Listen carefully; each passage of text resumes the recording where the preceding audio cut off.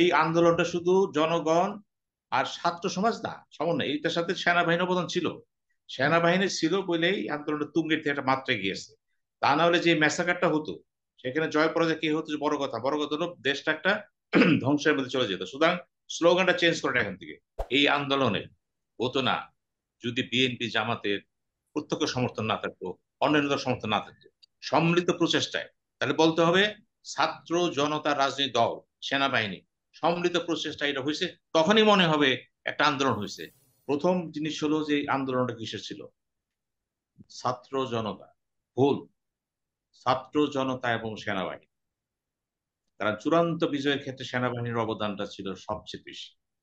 এবং সেনাবাহিনীর অফিসাররা যখন ওয়াকরুজ্জামান সহ তাদের সাথে বসলেন, শেখ হাসিনার সাথে বসার আগে তাদের মনোভাবটা জেনে নিলেন, জেনে নিয়ে তিনি সেভাবে কাজ করলেন এবং বলে দিলেন আমরা জনগণের সাথে আছি।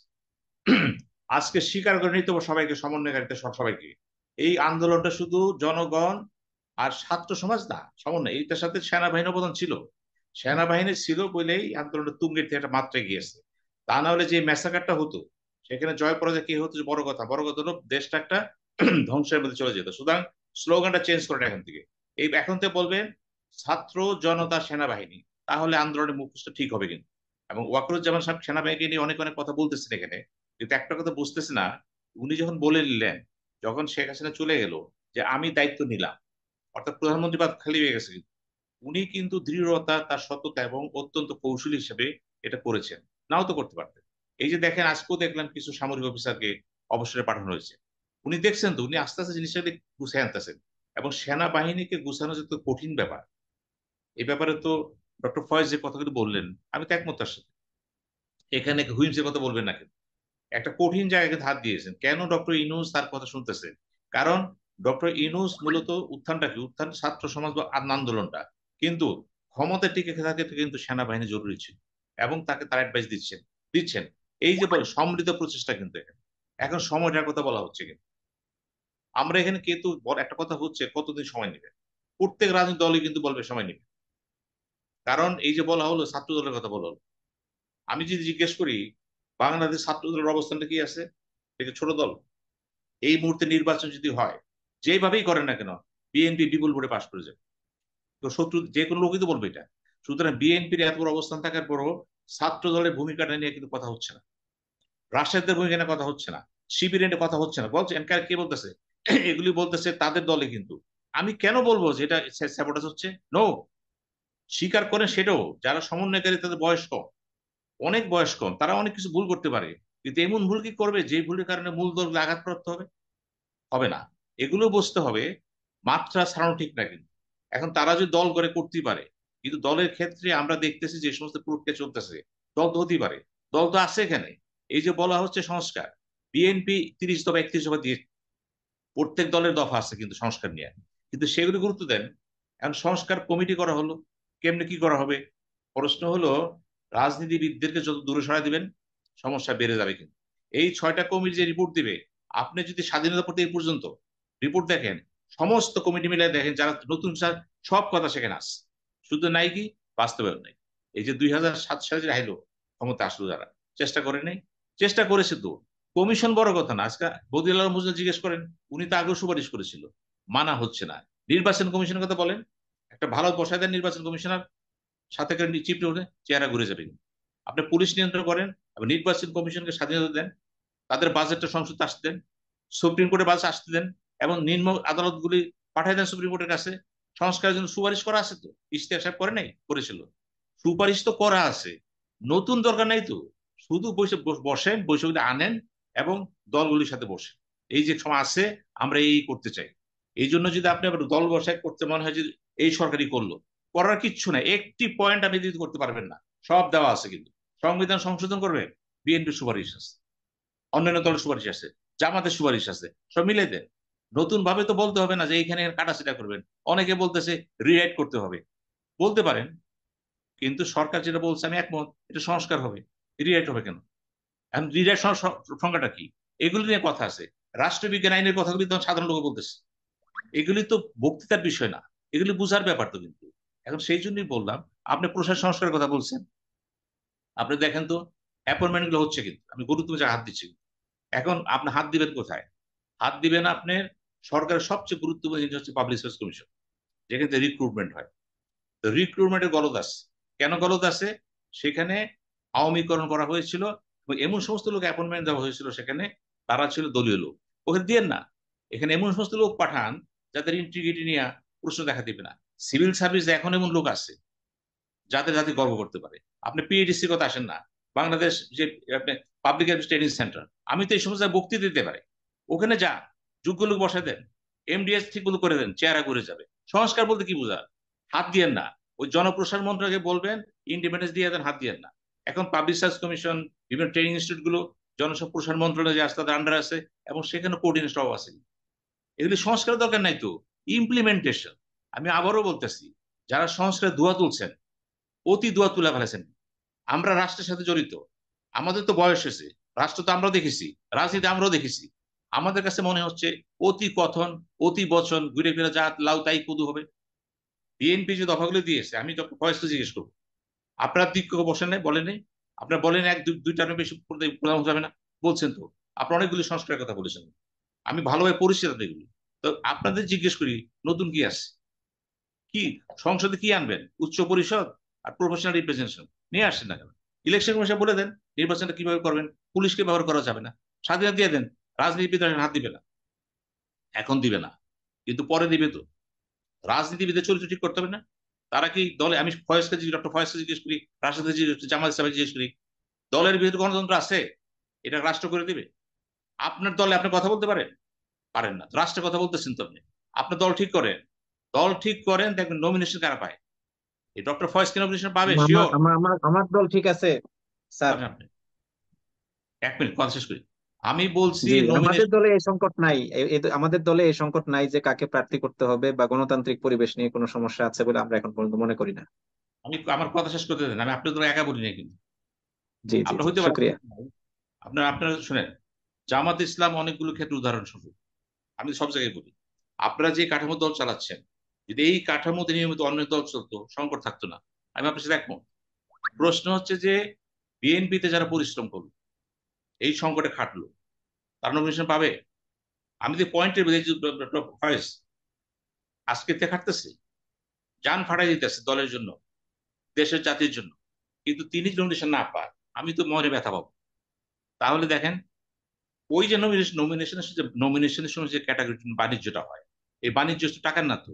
এটা হতে পারে ফেভার করছেন, অত কোনো চাপে দিচ্ছেন, অর্থের যে কোনো হতে পারে। কিন্তু এই যে প্রক্রিয়া, এগুলো দলীয় ব্যাপার।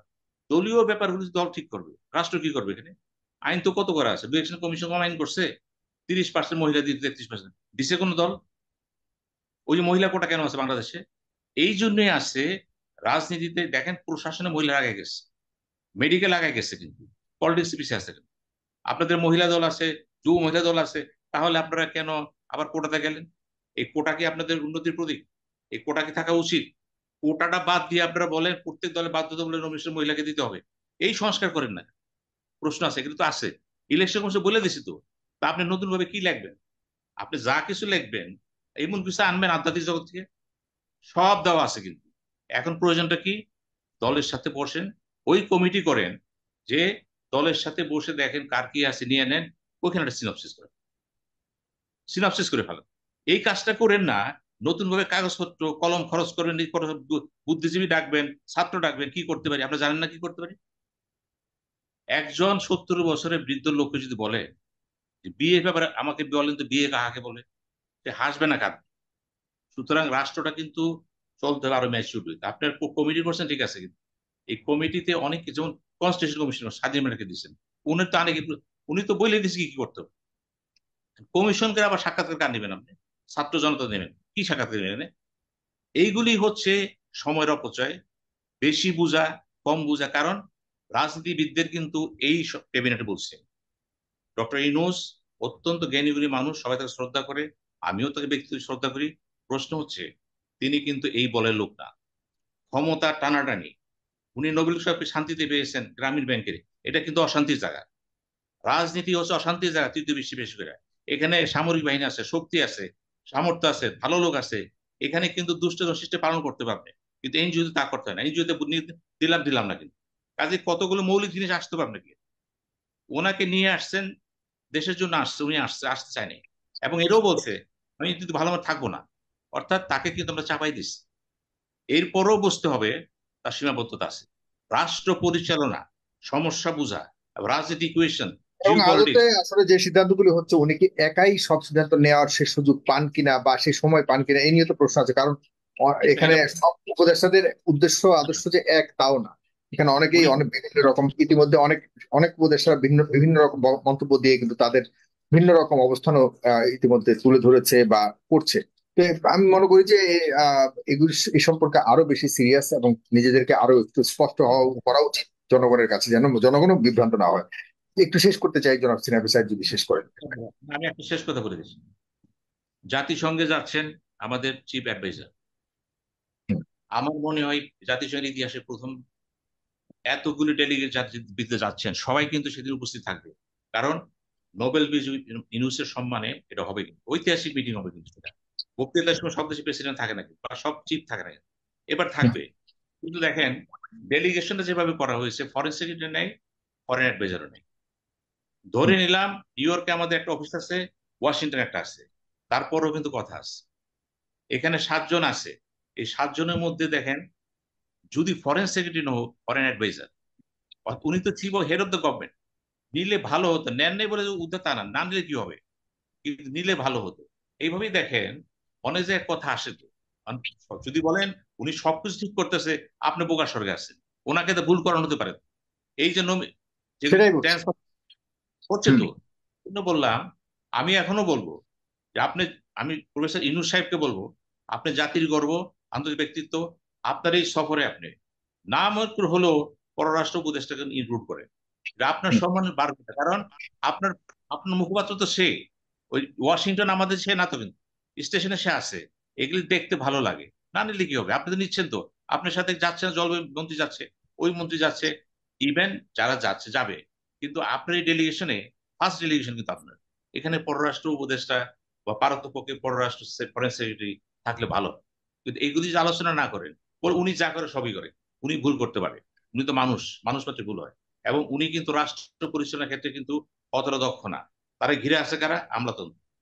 ওই হুম, আমলাতন্ত্র কারা, এই আমলাতন্ত্র 111 ছিল, তারা কিন্তু এখানে এসেছে, এবং তারা কিন্তু ঘুরে ফিরে পিছনে যে বয়স লাগবে না, চুক্তিভিত্তি নিয়ে আসতেছে কিন্তু। এই হুম, জিনিসও লক্ষ্য রাখতে হবে। আমি এখনো বলছি, যখন বলা হয় এক স্বৈরাচার আরেক স্বৈরাচার ছাড়া যাবে না, তার বিএনপি মিন করা হচ্ছে।